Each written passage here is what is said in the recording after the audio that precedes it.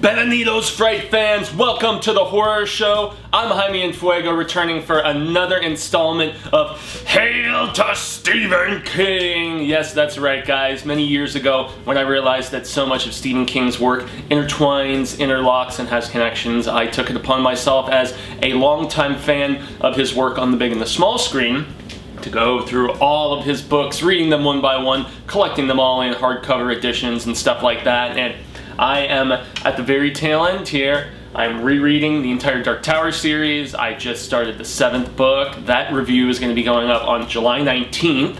And then from there on out, the only stuff that I have left is the Bill Hodges trilogy. Everything else has been read, at least until Sleeping Beauties comes out this September, which he has co-written with his son, Owen King. But this is a segment that I have had a few people request, and I, initially was just thinking, nah, that's kind of dumb, and it's self-obsessed, I guess, and whatnot. But I've had more and more through Facebook and Twitter and even like YouTube commenters and whatnot asked to see some of the more rare stuff in this enormous King collection that I have beside me. So yeah, I'm gonna have a little show and tell with you guys today. So the first things that you see prominently right up there are the first two, I should say, Doubleday re-releases that Cemetery Dance, one of my absolute favorites. They do some of the coolest Stephen King limited edition work. I also have to give a shout out to PS Publishing and Subterranean Press, Grant Books. I mean, there's a lot of these specialty bookmakers that really do a lot of cool stuff for King. So yeah, both copies there. I'm anxiously anticipating the arrival of the 3rd Doubleday re-release, which is The Shining, because that has the original prologue. That only time it was previously published was a portion of it was in TV Guide back in the 90s when they were redoing it as a mini-series. But yeah, when that arrives, I will be getting rid of this one from Subterranean, this other version of The Shining that I have, not because I didn't, enjoy the artwork or anything. I mean, it's a beautiful deluxe edition, cool slipcase and all that stuff, but I don't really feel like I need multiple versions of all of these books, although I do have multiple versions of many of them. Another one that I just adore, this is the illustrated edition of Salem's Lot, which is one of my top 5 Stephen King books ever. And the cool thing about Salem's Lot in this particular incarnation is the fact that it also has the 2 stories that were in Night Shift, which is, let's see, I've got multiple copies of Night Shift too. It's a great collection of stories. But so yeah, this actually has Jerusalem's Lot and One for the Road in it, as well as a bunch of cool new illustrations. There's also a bunch of deleted manuscript from the original version of the story that King did. So if you really enjoy Salem's Lot, I highly recommend tracking down that edition, because it is just super cool. This version of The Shining is also quite nice as well, but as I said, when that special edition comes to me with that new prologue, I actually look forward to talking about that and giving it some feedback here, especially being the 40th anniversary of The Shining. The next Doubleday reissue that they're doing is Night Shift, and then I believe from there it's pretty much just The Stand, and years later when he was finalizing that contract, he did Pet Sematary under Doubleday as well, but jumped over to another publisher after that. Boy, what do we have here? I have a couple versions of Danse Macabre, but this is actually complete with a new essay called What's Scary that King did for the anniversary of the book.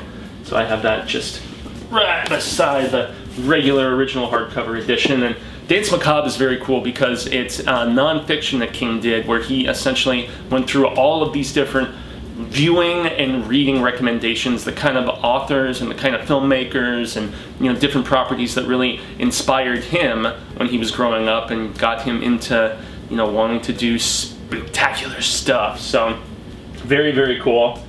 Another one that I do adore is this. That's right, the original Creepshow. Now, I know that they just re-released it, which is cool because this has been long out of print for so many years, but it's a beautiful edition. The art from Bernie Wrightson inside is just fantastic. It is so beautifully done. Everything that he did was just on point and beautiful. And yeah, it's pretty much just straight adaptations of those stories, but it's a lot of fun, I tell you, man. Alright.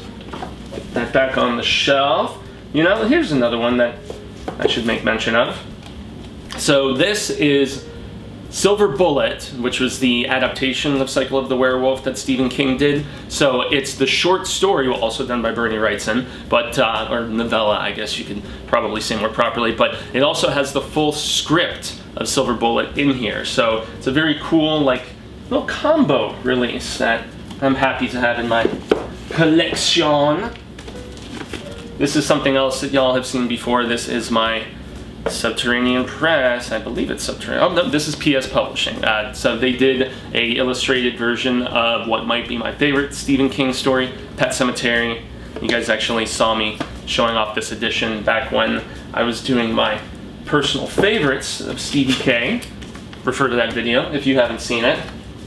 Now these are a few cool things. So this is the Marvel Magazine Group illustrated version, comic, I guess you would say, of The Lawnmower Man. So The Lawnmower Man short story, which I'm trying to remember if it was in Night Shift or if it was in, oh goodness, if it was in Skeleton Crew. I want to say Skeleton Crew if I'm not mistaken. But yeah, the movie that we all know that had Pierce Brosnan and stuff was vastly different, much more psychedelic. It's not a bad movie. It's not amazing or anything, but yeah, it's pretty stinking good. And the illustrations in this are, it's a weird short story, not one of my personal favorites, but being a completist and somebody who likes to have all of this stuff at my fingertips. Now this next one is something that I just recently tracked down. So Heavy Metal Magazine, right here, and this particular issue from July of 1981, and boy, it's like almost ready to fall apart, regrettably, because it's so rare. That's the short story. I just needed to double check on the title. So this has a short that has not been published in any of King's big collections of stories, you know, like the Just After Sunset and the Everything's Eventual and the aforementioned Night Shift and whatnot. It's called The Blue Air Compressor. And if I'm not mistaken, Cemetery Dance just put it out in a collection of some sort.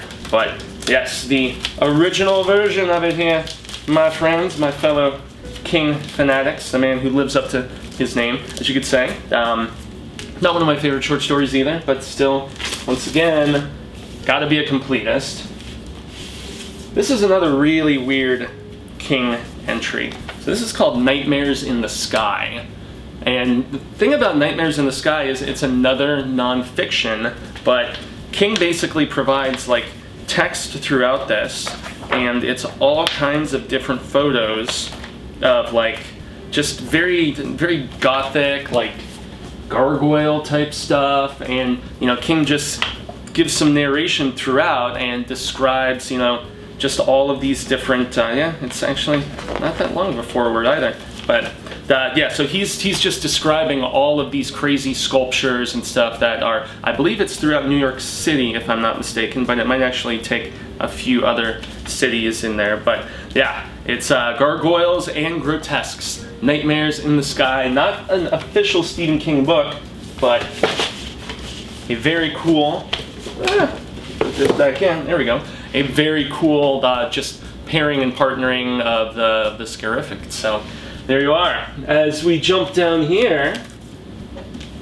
this is a very interesting collection called I Shudder at Your Touch, and it had a Stephen King's short story called The Revelations of Becca Paulson. And this short story, which kicks off the anthology collection here, actually was worked into the Tommyknockers years later, and then interestingly enough, it was also adapted as an episode for TV. The series is eluding me at the moment, unfortunately, but yeah, Becca Paulson, it ends up being reworked, and as often happens with a lot of King stuff, he will publish portions in magazines or in these collections and whatnot, and then he'll go back and say, oh, I like that idea, I'm gonna actually work that into a big novel proper. So that is what happened with this particular story, but this also has Clive Barker, and it's, as it says here, 22 tales of sex and horror. Who doesn't love that? So, jumping down the line, I've got the Green Mile in multiple forms, but I'm pretty proud that I still have all of the original volumes, because this was initially serialized and put out in installments, and then King just eventually got to the point where he's like, yeah, I'll put a full-on hardcover together. Jumping down here, this is one that I'm actually a huge fan of, Storm of the Century. I didn't like it very much when I initially saw it as a kid because it wasn't grotesque or brutal enough for me. This is his original screenplay that King actually wrote for that television miniseries. So yeah, if you haven't seen Storm of the Century, it's one that I highly, highly recommend. This is pretty rad status right here. So, The Girl Who Loved Tom Gordon it's a short little like novella of sorts about this girl who's, you know, really into her favorite baseball player, gets lost in the forest. It's a pretty simple story, but this is a pop-up version of the book that was done, and it's really, really cool. I can't say I'm the hugest fan of the story, but it's, you know, it's simple, it's fun, and just, I mean, look at how detailed all of this is that unfolds. This was actually a discovery at a place called Bookman's, which here in Arizona, I mean, look at that. She's a little cassette tape deck and whatnot. So this is a very, very cool book, and a part of my collection that, I mean, check this out. I don't know, I was always really into pop-up books as a kid, so this is one that if you get the chance to track down, it is super, super cool, guys. This is at least another little rarity that I'm not sure a lot of people are familiar with. Secret Windows. This is not to be confused with Secret Window, Secret Garden, I think it is, which was adapted into that film with Johnny Depp, and it's actually a very, very good story. But this is a bunch of unreleased essays. It's got an introduction from Peter Straub.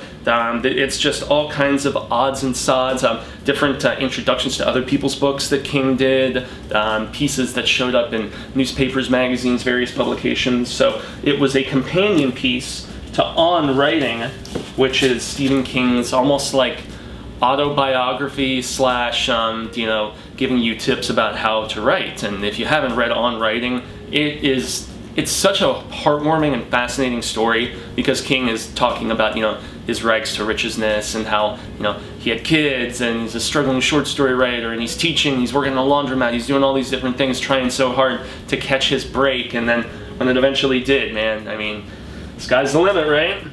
So now we're going down to my secret shelf that you guys never get to see, but this is a very cool edition of Cemetery Dance that I have here, because it has a classic Stephen King story in it.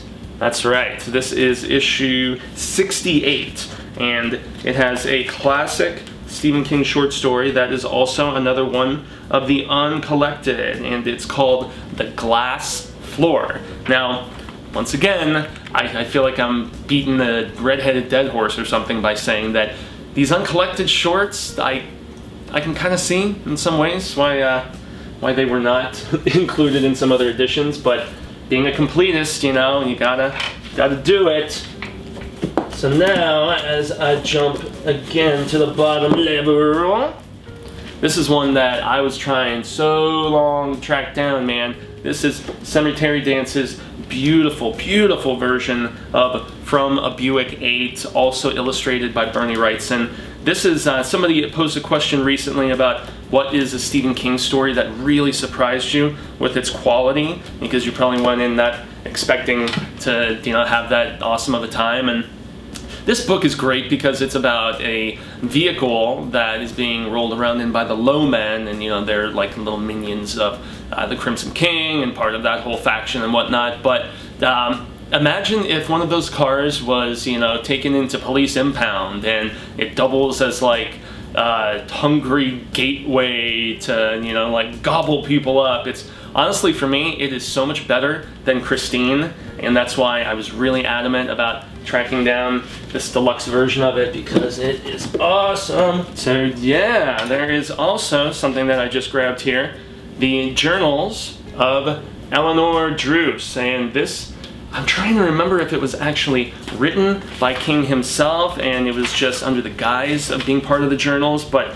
this ties in with the series Rose Red, if I'm not mistaken, which honestly, I wasn't really the biggest fan of Rose Red, but what are you gonna do? What are you gonna do? Nothing in that situation. Now this next bit, oh man, I gotta tell you. One of the coolest things that Cemetery Dance has done is these Secretary of Dreams books. And these are super, super cool because of the fact that you've got an amazing artist in Glenn Chadbourne, who's done tons of stuff for Stephen King and various other people. I believe he lives in either Maine or Maryland. He's from that same side of the country. But this has some amazing short stories, fully illustrated. It's got Home Delivery, it's got The Road Virus Heads North, which is really cool. Jerusalem's Lot, which is that aforementioned short, which was a prequel to Salem's Lot. The Reach, Uncle Otto's Truck, which I think they're still trying to make into a movie. But, I mean, Glenn's artwork, as best as you guys can get a look at it, it's all just, black and white and very moody and very gothic, and it lends itself so well to King, man. I mean, he is a terrific pairing. There's also another second companion edition, and I am very, very happy to have both of these. I believe the second one has Gray Matter in it, which is one of my favorite King short stories. Yep, it's also got One for the Road, which was that pseudo kind of sequel to Salem's Lot. Oh yeah, In the Death Room, Nona. There's some good stuff here, guys. I tell ya, man, oh man. A few others that I have here.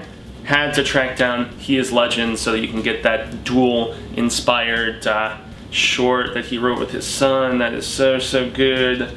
It's pretty sweet. Another copy of On Writing, a deluxe edition of that. We're getting close, guys. Thanks for all who have bared with.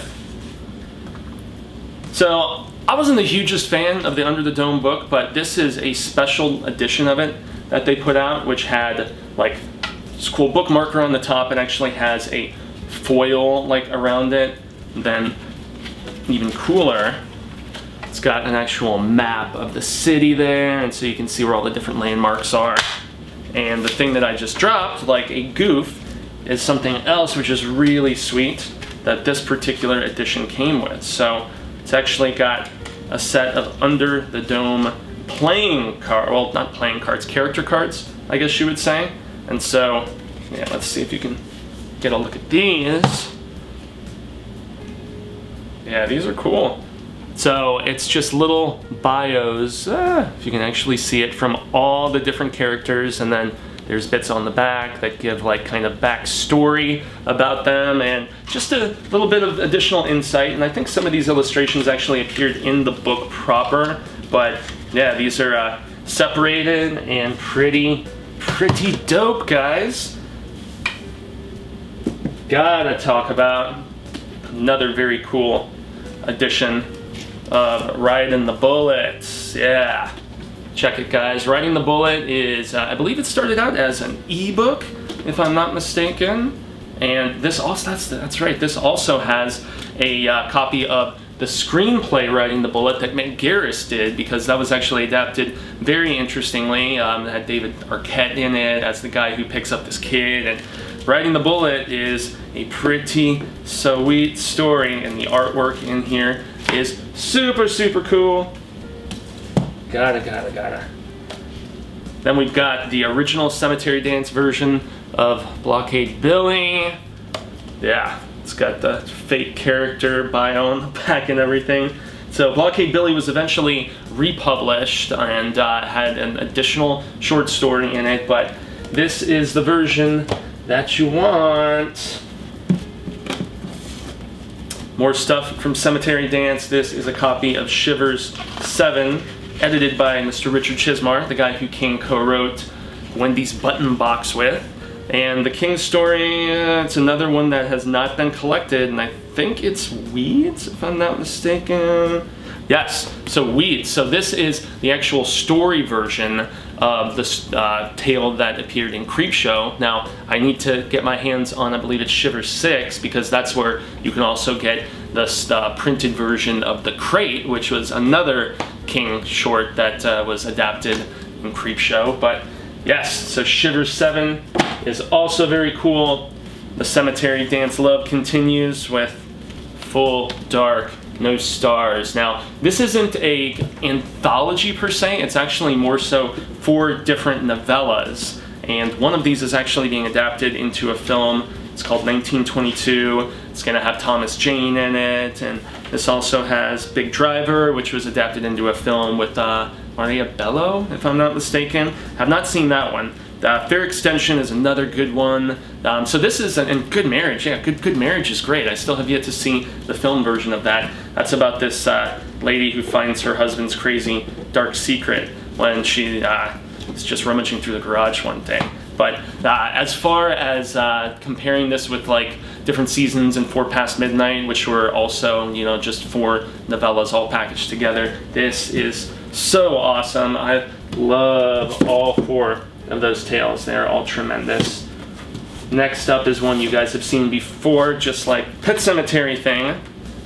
And this is that whopping version of it for the 25th anniversary. And somebody was telling me that this is fetching like ridiculous money right now on the internet because of the fact that you know, everybody is so enamored with the story again, with the film about to come out. And so yes, this is actually the edition that I will be reading of it for a special bit of retro reviewing in the month of September for the horror show. So basically, right after I get done with The Dark Tower 7, I'm going to be hopping into this monster of a book. This is something else really cool that I have. This is Ghost Brothers of Darkland County, which was a stage production that King actually, it's like a musical that King did along with the collaboration of John Mellencamp and I believe T-Bone Burnett, yeah. So this music and lyrics by John Mellencamp, you've got libretto by Stephen King, and then the musical direction was Burnett. And so this is actually one that I very, very recently added to my collection and have not given the proper exploration to because not being a novel, it has the script in here in its entirety, and then it also has 3 CDs of music, and the 3 CDs of music are the actual songs from the stage play. So this is one that I unfortunately did not get to see live and in person. I'm not sure how long of a run it actually had, but would you guys like to, you know, would you be down to see just a review about this, some sort of coverage? If I can get it to go back in. Yes, there we go. But yeah, this is one that it's, besides the Bill Hodges stuff, it's something that, not being a novel proper, I have not scoped out yet. Very, very cool thing that Cemetery Dance did here. This is The Dark Man, which was, I think, one of the first things that King ever wrote, and it's really just like kind of an epic poem. Once again, you've got Glenn Chadbourne doing all of the illustrations inside that are really, really cool. Don't want to lose the bookmark there, but yeah, it's just an epic poem about somebody who kind of seems to me like the Walking Dude, you know, like Flag, who we all know. And once again, the artwork from Chad is amazing, or Glenn Chadbourne, I should say. So yeah, this is another one that when I saw Cemetery Dance announce it, I was like, oh my goodness, I need this in my life. I need it so bad. So yeah, as the King completist goes, that was kind of crucial for the collection. Also have the illustrated edition of Joyland, which was one of the better King novels that I've read in quite a while. Honestly, after Under the Dome, I think I've liked just about everything that King has put out since then, but Joyland, highly underrated. They've apparently been trying to turn it into a film for a while. Hasn't happened yet. You're seeing a running theme. Cemetery Dance is the tops in the world, in my opinion, for these deluxe editions of not just King stuff, but other people. And this is more Shining related stuff, because this is the sequel to The Shining. Dr. Sleep is just so beautifully done. I mean, this is one of my personal favorite illustrations in it. If you guys can see that. That's pretty good. Yeah, there's this kid's like psychic essences like being sucked into these canisters by this group called the True Knot, who are almost like psychic vampire type things of sorts.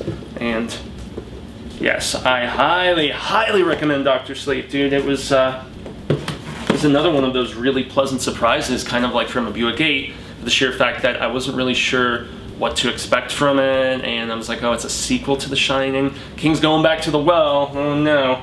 But it was tremendous. It was tremendous. So,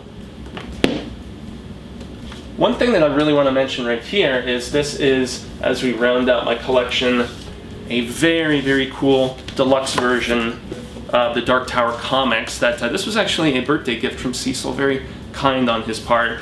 And so it took all of the different stuff from the first, there's like 5 or 6 of them. There's 1, 2, yes, there's 5. Okay, so up until the Battle of Jericho Hill, and that's when they started doing the Gunslinger proper afterwards. But this also has, besides that adaptation of the comics, it has this ginormous companion piece, which has additional writings in it. It's got lots of lost sketches. It's got character background stuff. There's like bios about all of these different. I mean, it is just so in depth for Dark Tower stuff, man. It's a lot to soak up. But with everything being about the tower right now, and that upcoming entry, we are finally getting to see if you can somehow track down this crazy super omnibus edition. Marvel also did one for the Gunslinger stuff, and they're currently in the midst of adapting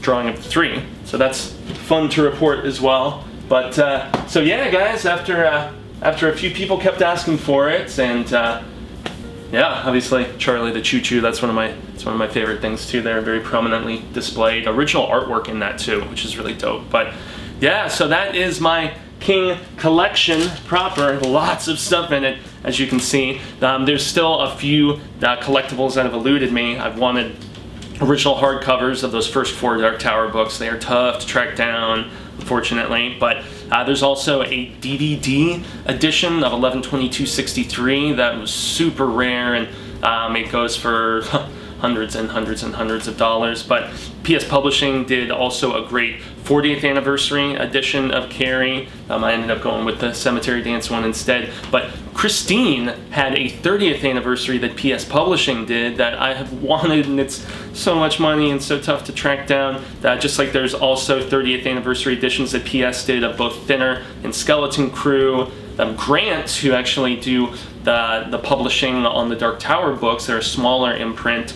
They have deluxe editions illustrated of Talisman and Black House that I've wanted for a while too, and just haven't been able to get them. They're still available on Amazon, which is kind of crazy. There's also a great gift edition that Grant did of Desperation. There is Insomnia, an illustrated gift edition of that. And lastly, The Colorado Kid, which is one of King's like hard crime type stories. There's apparently different publishers and three different authors, or excuse me, artists, I should say, that did special deluxe edition covers of The Colorado Kid, and that was adapted into that sci-fi TV series that I still haven't watched, unfortunately, but I will eventually get to it. So there's my collection, y'all. You asked for it, and you got to see all of my special stuff, and there's still a few things left to collect. Sleeping Beauties is coming from Cemetery Dance in September, and I can't wait. It's gonna be sick. So I gotta extend first and foremost a grande gracias to all of you viewers tuning into this, and seeing me rant for the last like however long, like 20 something minutes about the King and my collection that I have devoted to him. Obviously thanks to the author and the man himself, El Rey, as I like to call the dude. And yeah, I hope that you tune in every Sunday for more King coverage here on Hail to Stephen King. I've been Jaime Fuego. You can find me on all social media sectors at Twitter, Instagram, Facebook, YouTube, and yeah, thanks again for tuning in, guys. And until the Wheel of Ka brings us around once more for more King coverage, hasta luego, sin amigos. I hope it's sooner rather than later, and until that time arrives, stay scared and read Stephen King. King. And a lot of these are really, really worth trying to go and track down. Let me know about your collection.